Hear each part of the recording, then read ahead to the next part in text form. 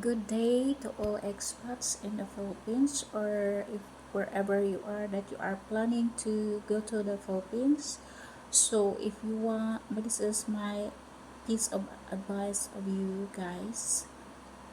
If you are trying to look for a wife, a serious wife that will not scam you, or they will not, we consider not as scammers, don't look for the figure or the age, because sometimes young girls, they have lots in their brain. They are, this time around we are high tech. They know and they learn from gadgets and from YouTube on how to deal with expats and how to get money out of your pocket. uh, Honestly, I have foreigner also. We've been 17 years, and he's not here, but he's in Australia this time. He just leave the country. That's me and him. And there are expats in the Philippines that they know me, that they know that my partner is James. That's it, James. So so much for that. What I'm trying to tell you will help you guys, expats, in this country, in my country, Philippines. And you have, if you want to have serious girl, honestly, do not look for very skinny or whatever, or very young. Uh, Look inside, what's inside her heart and brain, not just the figure or the beauty. I'm not saying that look for a very ugly, but you have to observe. You get along with, like, 1 year or 5 months, 6 months. You have to observe, be a vigilant, be observable, not jump into conclusion right away. You have to consider and be observant, good observant, be wise also. I know most of you are wise already, but some are, they fallen in love right away in just second, and just one day or few days they call they love at first sight. So you can be a victim of anything, like they always ask you money, or they lie everything. Maybe they have their wives or husband already, or children, that can be a single mother like that. So you have to be, uh, you have, you have to ask questions, like exchanging opinions, ideas, and be observant. Like, if example, you have to visit their place, or what are their situation. But be careful if in the squatters area or some places there are robberies or drug addicts. So you can just meet up in a city and let her bring you to their place. And if their safe is very, if the place is very safe rather, so be very careful. Now, do not jump into a conclusion right away. You have to observe, very inquisitive, like questions and questions most of the time, because, and you observe her family background, like if her father is arrogant or a bad guy or a killer or criminal. You have to consider those situations. And if you want, the people in the village, or mostly, as far as I know, they are, or the province girl, they are almost serious and not very risky, because, and especially if they're educated, like engineers, teachers, police, like that. But if you are just looking for pleasure, oh, you can get a nightclub girl or a sidewalk girl, wherever they are. But if you want serious, you consider, get the one selling fruits in the market, or working in a supermarket or in a call center. They have, they will not rely on your pocket, but I mean, and they have their own way of living. You are only a help a little bit if there is emergency. And that's what I'm saying. So even me, I have Jim. He supported me a lot. He gave me 2 houses, but I never asked. He just offered because he wants me to have a good future. Actually, our first house, I did not say it's only mine. It's him. I always give it to him, and he said it's yours, it's yours. So sometimes I say it's mine, but actually it's both him and mine, from him and me. So in case he died, it will be mine only. So the other house is, it's my ancestral land. So we just build a house there because no one of my siblings, my sisters, have the capacity that time, and this time I don't know, maybe this time some can build or can afford to build a house. So I build first so that the land will not disappear and no one will own.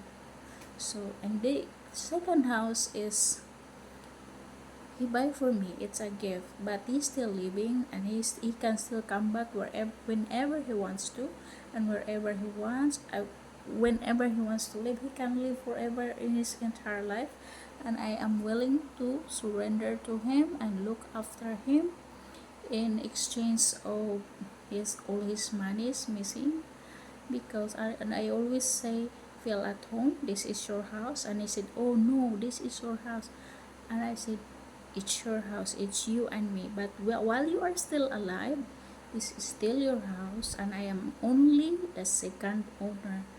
That's my explanation to him, so that he will not be thinking I am a gold digger or grabbing the opportunity or using him for money for a house, because I have my previous house before, actually. So it was my third house this one day, but my ex sold it, so I have no rights, but I can grab it to the person who buy. But I did not mean to do it because I have two houses already with my good man Australian. So why do I need it? I just consider it as a gift from him while he's selling it, gift from him for him. But he sell the he gets the money, a small money like 50,000. It doesn't matter to me. What matters me is gym is my home, is my place to live, is my happiness, and he's comfortable with me, and I am comfortable with him, and we are happy living together. If there is no perfect relation, we argue, we don't stop talk to each other, but we, after all, in one hour we talk, we explain each other. That's the life, like normal Filipinos or other cultures. So if where what country you come from, or if you are trying to come to the Philippines to have your retirement, because it's very affordable here, and in your place, maybe your retirement or your pension cannot you cannot afford to live a good life that you want to. So Philippines is a better place to say, but be careful in choosing your partner you have to get along with first, not to jump right away to a conclusion.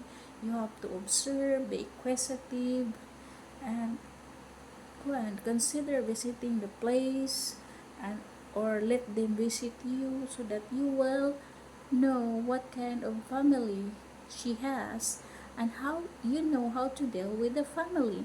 And you have to ask what will happen, if like the pros and cons in life if you are married already. So that's my piece of advice, because I don't want you, and no one wants to regret after all. So, like Jim, he knows I have worked before. I am the troubleshooter of Big Mac. So he knows I have job. I can stand on my own, and his money is only a help in case there are situations that cannot be avoided, like very big amount of money. But I never ask him when I ask money from him, like, but I never intend to do, but my sister said try to borrow. I pay him, and he knows that. He can explain to everyone it's only 1,000 pesos, not dollars. But he's giving me more than that. After I paid the money that I borrowed, he's giving me all his money. And he's giving me lots of money after that, because he knows that I am not digging his money, and I'm not after into it, after in his money. So that's it. I hope you learned something. So do not look for beauty or a younger age because they are the same taste.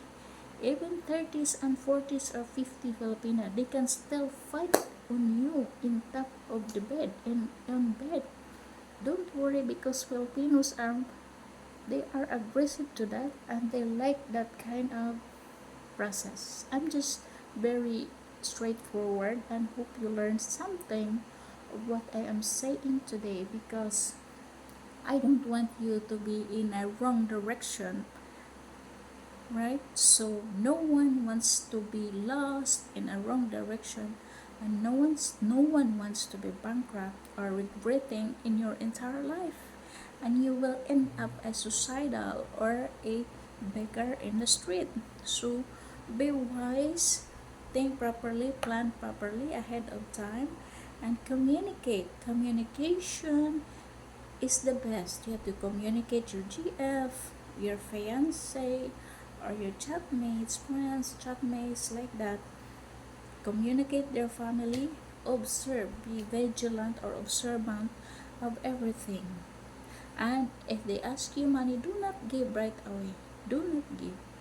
You have to ask what will you do with your money, and if they say example, this is example. If they say, "Oh, can I have 3,000?" or give 500, or you say no. Why you have to provide them if you are not married yet? And if you have plenty of money, it's up to you. It's your choice. If you want to give everything, you spoil the girl. It's your problem. It's your choice. But my piece of advice is, do not give, or you give 1/8 of what she mentioned, so that she will not be spoiled. I never ask when I ask money to Jim. It's only when my mother was got stroke and admitted to hospital. But it's only 1,000, and I pay him back. I no 500 pesos, 1,500 pesos. I paid the 1,000. Then I said, oh, I forgot my other 500 is in the boarding house. And he said, no, don't worry. As long as I know that you are honest, you are paying 1,500 is nothing to me. So I just smiled, but I still give him the 500. And he said, no, no, no, why you give me 500? You are my GF. You will be my wife soon. And why do you have to pay that? I just test your brain how honest you are when you said you will pay. Then he trusts me in his entire life after that, because he know I will not be cheating, lying, or using. No, the one works between Jim and me is love, pure love. Not It's not all about money.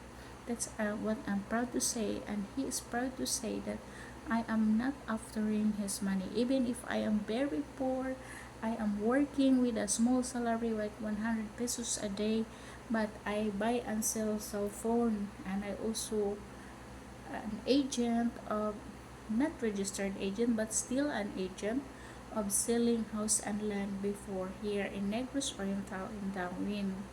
So that's before, but now I only have to Xerox, cash in cash of Gcash. I also uh, lots of things, Xerox like that.